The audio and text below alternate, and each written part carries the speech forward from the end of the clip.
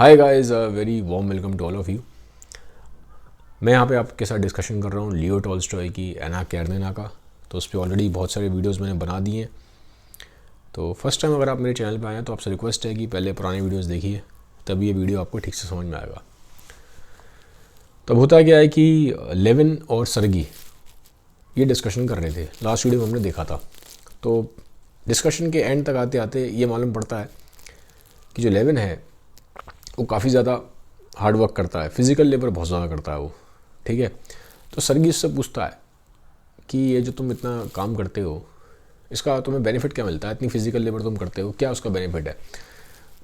तो बताता है लेविन कि मुझे लगता है जो हमारे अंदर जो नर्वस इलनेसेस होती हैं, वर्ड यूज़ कर रहा है नर्वस इलनेस।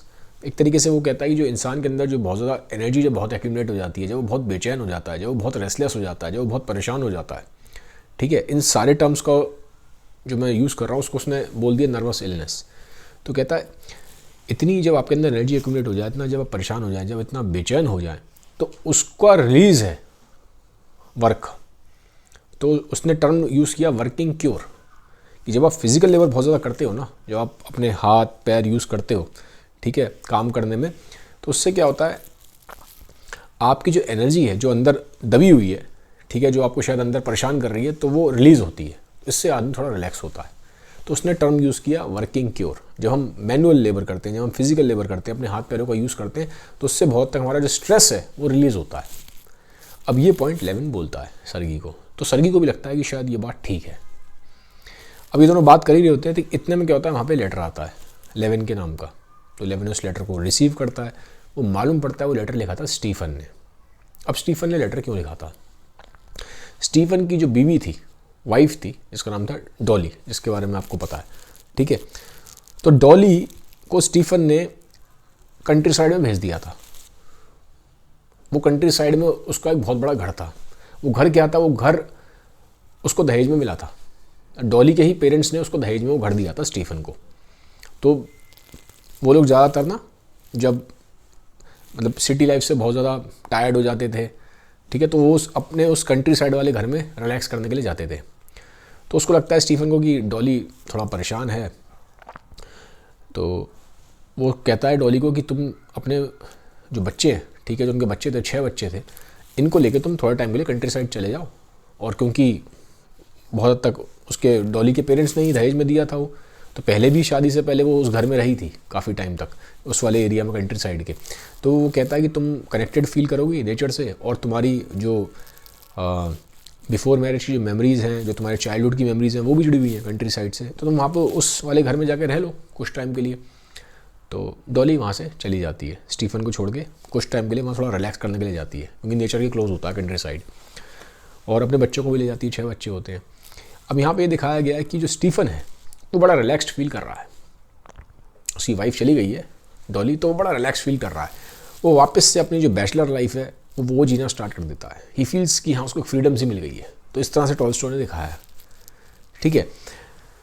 अब जब डॉली वहाँ पहुँचती है कंट्री साइड में, ठीक है, तो वहाँ पे क्या है, कंट्री साइड में जब वहाँ पहुँचती है तो जो उसने एक्सपेक्ट किया था, उसने एक्सपेक्ट किया था कि जो वहाँ पे घर था उसका वो थोड़ा सा ना पुराना हो गया था। तो उसने कई बार बोला था स्टीफन से कि वो उसकी मरम्मत करा दे, उसको ठीक करा दे। और स्टीफन ने बोला भी था कि हाँ हाँ मैंने ठीक करा दिया, मैं करा दूंगा। लेकिन जब वहाँ जाके देखती है तो वो हैरान हो जाती है कि वहाँ पे कुछ काम हुआ नहीं है। तो स्टीफन काफ़ी यहाँ दिखाया गया रिस्पॉन्सिबिलिटी से भागता है। वो कह देता है कि हाँ मैं ठीक करा दूंगा घर, लेकिन वो घर ठीक नहीं कराता। तो डॉली वहाँ जाके काफ़ी परेशान होती है, ठीक है। तो अब स्टीफन ने लेटर लिखा है लेविन को। तो वो कह रहा है लेविन से, क्योंकि अब लेविन भी डॉली को जानता था। डॉली कौन है, डॉली किट्टी की बड़ी बहन है, ठीक है। और किट्टी कौन है आप जानते ही हैं। और लेविन डॉली किट्टी इन सबके साथ बचपन से बड़ा हुआ है, खेल कूद के नहीं के साथ बड़ा हुआ है, तो जानता था, ठीक है। और उसके गुड टर्म्स थे डॉली के साथ। तो स्टीफन कहता है कि डॉली थोड़ा परेशान है, तो मुझे लगता है तुम वहाँ जाओगे तो शी विल फील गुड, शायद तुमसे कुछ बात कर सके। तो मैं चाहता हूँ दोस्त कि तुम वहाँ चले जाओ कुछ टाइम के लिए। अब ये लेटर में लिखा था स्टीफन ने उसको, लेविन को। लेविन लेटर पढ़ता है, कहता है ठीक है। वो बोलता भी है सर्गी से कि तुम भी मेरे साथ आ जाओ, चलना चाहते हो तो, ठीक है। लेकिन सर्गी कहता नहीं तुम जाओ, ठीक है। तुम चले जाओ। अब यहाँ पे थोड़ा सा सीन चेंज होता है, डॉली की लाइफ को दिखाया गया। डॉली वहाँ पहुँच गई है उस घर में, अपने कंट्री साइड वाले में, तो जो उसने एक्सपेक्ट किया था उतना उसको सुकून मिला नहीं, क्योंकि जो घर की हालत थी वो ख़राब थी। वहाँ पे कोई प्रॉपर उसको मेड नहीं मिली, उसे कोई खाना बनाने के लिए कुक नहीं मिला, बच्चों को पढ़ाने के लिए उसको जो ट्यूशन टीचर चाहिए था, जो गवर्नेंस चाहिए थी, वो उसको नहीं मिली, ठीक है। और बहुत सारी तरह की प्रॉब्लम्स थी, इलेक्ट्रिसिटी की प्रॉब्लम होना स्टार्ट हो गई वहाँ पे, बारिश हुई तो पानी भर गया घर में। तो ये वाली जो डे टू डे की जो चीज़ें थी, प्रॉब्लम्स थी, वो उसने एक्सपेक्ट नहीं की थी कि वहाँ पे होंगी, क्योंकि उसको वो जो मॉस्को सिटी में वो प्रॉब्लम कभी नहीं हुई, ठीक है। लेकिन वहाँ पे जब वो आती है कंट्री साइड में तो ये सब प्रॉब्लम्स को फेस करनी पड़ती है। तो इनिशियली थोड़ा सा वो सैड फील करती है, क्योंकि ऑलरेडी वो परेशान थी स्टीफन ने जो किया था उसकी वजह से, और ऊपर से अब ये जो डे टू डे की प्रॉब्लम्स भी उसके सामने आना स्टार्ट हो गई कि पानी नहीं है, बिजली नहीं है, कुक नहीं है, खाना ठीक से नहीं मिल रहा, ये सब इश्यूज़ हो रहे हैं। बच्चों को भी देखना है, 6 बच्चों को देखना आसान नहीं है, बहुत बड़ा वो अपने आप में टास्क हो जाता है, तो थोड़ा सा परेशान हो जाती है। लेकिन वहाँ पे फिर उसको एक ओल्ड लेडी मिलती है, वो उसकी हेल्प करती है, तो धीरे धीरे धीरे करके चीज़ें मैनेजेबल हो जाती हैं। और यहाँ पे ये दिखाया गया है कि जब इसके लाइफ में एक हार्ड टाइम चल रहा है, हार्ड टाइम क्या चल रहा है, ऑब्वियसली एक तो काम करना पड़ रहा है उसको बहुत ज़्यादा, पहला तो ये, और बहुत बेसिक चीज़ों की दिक्कत हो रही है। सेकंड, इंटरनल जो उसके एक टर्मोइल चल रहा है, इमोशनल प्रॉब्लम्स चल रही हैं, क्योंकि स्टीफन से उसका रिलेशन ठीक नहीं था। मैंने बोला था कि Stephen was involve with someone else. तो एक तो इमोशनल दिक्कतें, ऊपर से ये डे टू डे की दिक्कतें, ठीक है। और फिर 6 बच्चों को भी देखना वो आसान नहीं होता, तो उसके ऊपर रिस्पॉन्सिबिलिटीज़ बहुत ज़्यादा हो गई थी। लेकिन एक उसको खुशी महसूस होती है इन सब चीज़ों में। वो खुशी महसूस होती है जब वो अपने बच्चों को देखती है ना, जब वो अपने बच्चों के चेहरे पे मुस्कान देखती है, एक खुशी देखती है, तो शी फील्स हैप्पी। इतनी मतलब एक समझ लो एक ओवरऑल उसकी लाइफ में सफरिंग है, लेकिन व्हेन शी सीज जो उसके हर किड्स लाफिंग, लाफ्टर, इनोसेंस देखती है जब अपने बच्चों के चेहरे पे, तो उसको खुशी महसूस होती है। तो उसको टॉल्स्टॉय ने इसको मेंशन भी किया है, इसको वो जो फीलिंग है उसके अंदर, like specs of gold in sand, specs of gold in sand. फिर अब डॉली का बिलीफ भी दिखाया गया कि बिलीफ सिस्टम डॉली का कैसा है। एक्सटर्नली ये दिखाती है कि वो रिसरेक्शन में बिलीव करती है। रिसरेक्शन का मतलब क्या होता है, जो डेड वन है उसी में लाइफ वापस आना, इसको बोलते हैं रिसरेक्शन। लेकिन पर्सनल लेवल पे जब वो अपने बहुत क्लोज लोगों से बात करती है, जैसे कि अपनी मदर से बात करती है या अपने बहुत क्लोज जो अपनी सिस्टर्स हैं उनसे बात करती है, तो वहाँ पे मालूम पड़ता है कि वो रिसरेक्शन में नहीं, वो रीइंकार्नेशन में बिलीव करती है। दोनों में फ़र्क है, ठीक है। रीइंकार्नेशन में क्या होता है कि जो आत्मा है वो शरीर को बदलेगी, डेथ हो गई इंसान की तो वो वाली बॉडी को वो छोड़ देगी आत्मा, और वो दूसरे नए शरीर में आ जाएगी। तो ये होता है रीइंकार्नेशन। रिसरेक्शन में क्या होता है, वही जो बॉडी है, ठीक है, उसी में वापस आएगी वो शरीर अपना बदलेगी नहीं, वही बॉडी जिसकी डेथ हो गई है उसी में वापस आएगी आत्मा, और वही बॉडी वापस जिंदा हो जाएगी, तो उसको बोलते हैं रिसरेक्शन। तो पब्लिकली वो बिलीव करती थी रिसरेक्शन में, इंटरनली जब वो लोगों से मिलती है अपने क्लोज वन से, वो रीइंकार्नेशन में बिलीव करती है। तो टॉल्स्टॉय ने यहाँ 2 तरह की वो दिखाई है, एक बिलीफ सिस्टम भी दिखाने की कोशिश कर रहा है वो यहाँ पे डॉली के थ्रू, कि हो सकता है इंसान एक्सटर्नली कुछ और आइडियोलॉजी में बिलीव करे दुनिया के आगे, लेकिन इंटरनली वो कुछ और आइडियोलॉजी में बिलीव कर रहा हो, ये चीज़ सामने आती है, ठीक है। अब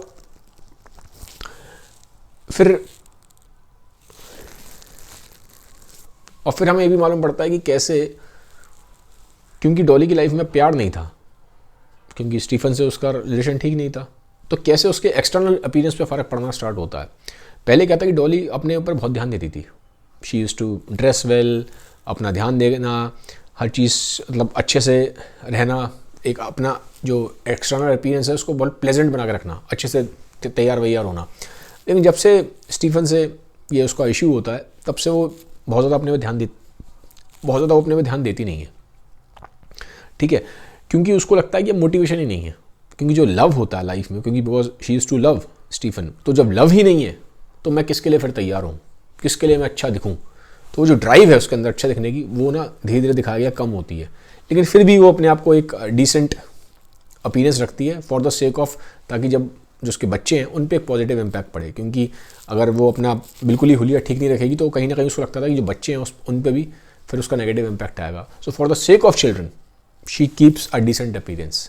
तो यहाँ पे दिखाया गया है कि जो किड्स हैं वो कितना बड़ा रोल प्ले कर रहे हैं जब एक लेडी की लाइफ में अपने पार्टनर की साइड से लव एब्सेंट होता है। पार्टनर की साइड से लव नहीं है बिल्कुल भी, लेकिन फिर भी वो अपने बच्चों के लिए अपना ध्यान रखती है, और जब वो बच्चों को चेहरे पे मुस्कान देखती है, जॉय देखती है, लाफ्टर देखती है, तो शी फील्स हैप्पी। तो उसको लगता है कि हाँ, लाइफ में उसकी मीनिंग है, एक पर्पस है।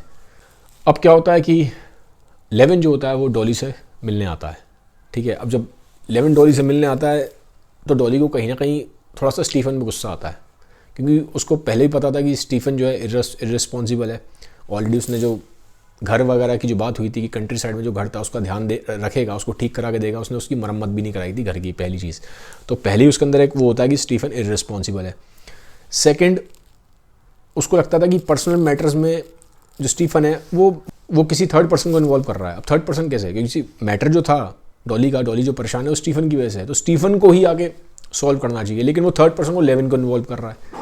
जब वो लेविन आ रहा है तो इस पॉइंट को समझता है, तो वो उसके अंदर एक सेंसिटिविटी थी लेविन के अंदर। वो बोलता है कि मैं तो सिर्फ आपसे मिलने आया हूँ। ये चीज़ दिखाई गई है कि जो लेविन है जैसे ही डॉली से मिलता है, फिर वहाँ वो उसके बच्चे दिखता है, तो 6 बच्चे के आसपास हैं, तो वो उसके दिमाग में अपने थॉट्स घूमने लग जाते हैं कि यार मेरी भी ऐसी फैमिली होगी, ठीक है, मेरे पास भी एक पार्टनर होगा, मेरे पास भी किड्स होंगे, मैं भी फैमिली रेस करूँगा। तो इमीडिएटली उसका दिमाग अपनी इमेजिनेशन में घूमता है, तो और बच्चों को देख के बहुत खुश हो जाता है। तो इसमें दिखाया गया बच्चों के साथ ना वो बिल्कुल घुल मिल जाता है, जैसे एक बच्चा होता है वैसे ही बन जाता है, खेल कूद रहा है उनके साथ अलग अलग तरह के गेम्स खेल रहा है और उनके साथ हंस रहा है, घुल मिल रहा है। और बच्चे भी इस चीज़ को महसूस करते हैं कि जो लेविन है वो बड़ा ही जेन्युइन बंदा है। इसमें टॉलस्टॉय दिखा रहा है कि बच्चे हैं जिनको हम जनरली समझते हैं कि बच्चे इतने समझदार नहीं होते, बड़े समझदार होते हैं, ऐसा मानते हैं, लेकिन टॉलस्टॉय दिखा रहा है कि बच्चों के अंदर ना एक इंट्यूटिव फीलिंग होती है ये पहचानने की कि सामने वाला आदमी जेन्युइन है कि नहीं। ये बच्चे पहचान लेते हैं। टॉलस्टॉय बता रहा है कि जो सामने वाला बंदा फेक है, जेन्युइन है, तो उसके हिसाब से वो फिर रिस्पॉन्स देते हैं। तो बच्चे इस चीज़ को देखते हैं कि लेविन बड़ा जेन्युइन बंदा है, तो उससे वो शाय फील नहीं करते, उससे वो दिल खोल के वो भी मिलते हैं, और लेविन भी उनसे मिलता है, ठीक है। तो बहुत खेलता कूदता है, उनके साथ बहुत अच्छे जेलअप होता है। तो ये देख के डॉली को भी अच्छा लगता है कि मतलब कितना रिस्पॉन्सिबल बंदा है, ठीक है, ही सच अ गुड गाय, उसको ये फीलिंग आती है। अब खाना वाना खा लेते हैं, तो अब क्या होता है, डॉली फिर उससे अकेले बात करती है लेविन से, और लेविन से कहती है कि लेविन मैं तुमसे ज़रा किट्टी के बारे में बात करना चाहती हूँ। अब जैसी कोई बात बोलती है तो लेविन थोड़ा सा घबरा जाता है और उन्हें बात को डिफ्लेक्ट करने की कोशिश करता है। वो कहता है अरे नहीं, वो कुक तुम्हारे घर में नहीं आया, खाना अच्छा वहाँ से अरेंज किया, अच्छा वो वाली मेड वहाँ से आ गई, अच्छा जो खेतों में ठीक से काम हो रहा है, उस तरह की बातें करता है, बात को डिफ्लेक्ट करने की कोशिश करता है। तो डॉली कहती है मैं तुमसे किट्टी की बातें करने में ही इंटरेस्टेड हूँ, मेरे से उधर की आप बात ना करो। अब लेविन शक्ल देख रहा है उसकी, ठीक है। अब उसको शायद होप है कि शायद डॉली किट्टी के बारे में बात करेगी तो शायद मेरा कुछ बन जाए किट्टी के साथ, थोड़ी सी होप तो है उसके अंदर।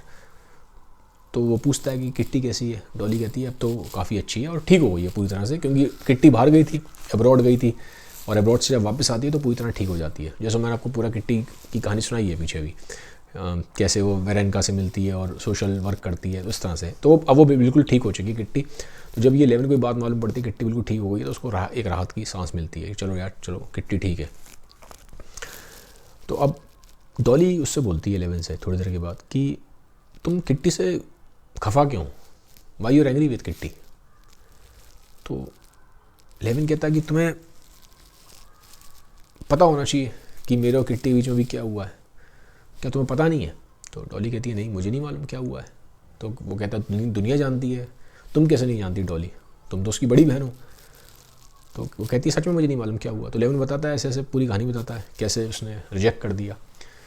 तो डॉली उसको एक बात समझाती है कि देखो यार, किट्टी अभी छोटी है, उसको शायद इतनी समझ नहीं है कि कौन सा इंसान सही है कौन सा इंसान ठीक नहीं है, बट अगर वो थोड़ी बड़ी होती या मतलब मेरी एज में होती या और मुझे सेलेक्ट करना होता तो मैं कभी व्रोंस्की को सिलेक्ट नहीं करती, मैं तुम्हें पसंद करती। तो अब लेविन कहता है कि अब देखो जी, एक बार आपने चॉइस ले ली, ये कोई ऐसा चॉइस नहीं है कि आप कोई कपड़े खरीद रहे हैं या सब्जी खरीद रहे हैं, नहीं समझ में आया आपने बदल लिया। तो वो कहता है कि नहीं, अब उसने चॉइस ले ली है पार्टनर की, उसने व्रोंस्की को चूज़ किया। ऐसा थोड़ा ना होता है कि अब व्रोंस्की को चूज़ कर लिया फिर वो अब मुझे चूज़ करेगी, ऐसा नहीं होता। एक बार चॉइस ले ली तो ले ली।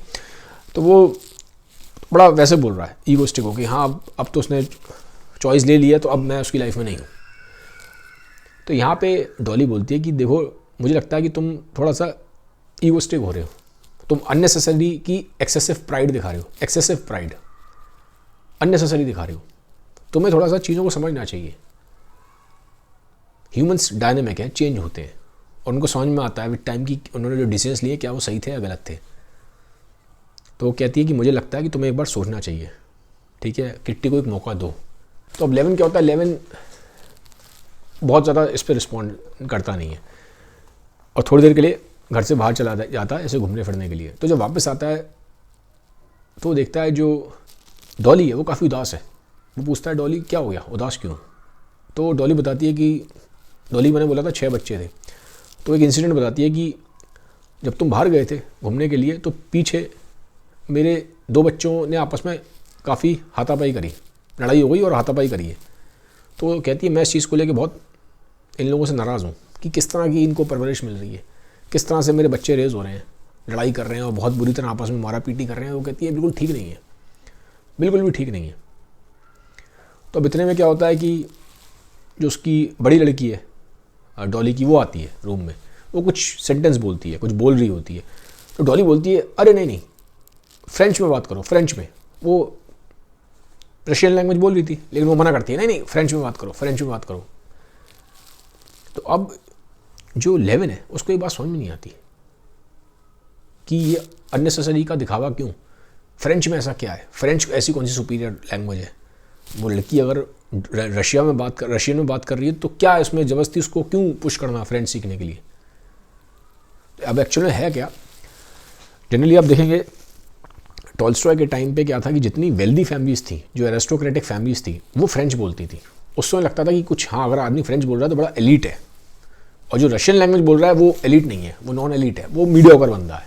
तो वो उस टाइम पे फ्रेंच जो थी वो एलीट की लैंग्वेज थी। तो इसलिए जब वो उसकी लड़की मिलने आती है ना उससे डॉली से, तो बोलती है वो रशियन बात कर रही है, वो उसको डॉली टोक देती है नहीं फ्रेंच में बोलो। तो लेवन को चीज़ ठीक लगती है, तो मनी मन सोचता है कि अभी ये परवरिश की बात कर रही थी डॉली, लेकिन ये खुद कैसी परवरिश दे रही है बच्चों को, अननेसेसरली उन पर फ्रेंच थोप रही है। वो कहता है मैं तो अगर मेरे बच्चे होंगे मैं उन पर कभी भी इस तरह से फ्रेंच नहीं थोपूंगा, मैं तो उनको रशियन ही सिखाऊंगा और रशियन के कल्चर में ही उनको पाल पोस के बड़ा करूँगा। ये सोच के फिर वो वहाँ से उसको डॉली को गुड बाय कहता है और अपने घर की तरफ वापस निकल जाता है। तो ये था आज का वीडियो। अगर मेरे वीडियोस आपको ठीक लगते हैं तो उसको लाइक कर दीजिएगा और मुझे कमेंट सेक्शन में बताइए कि आपको नरेशन कैसा लगा। Have a nice day, bye bye, take care, thank you.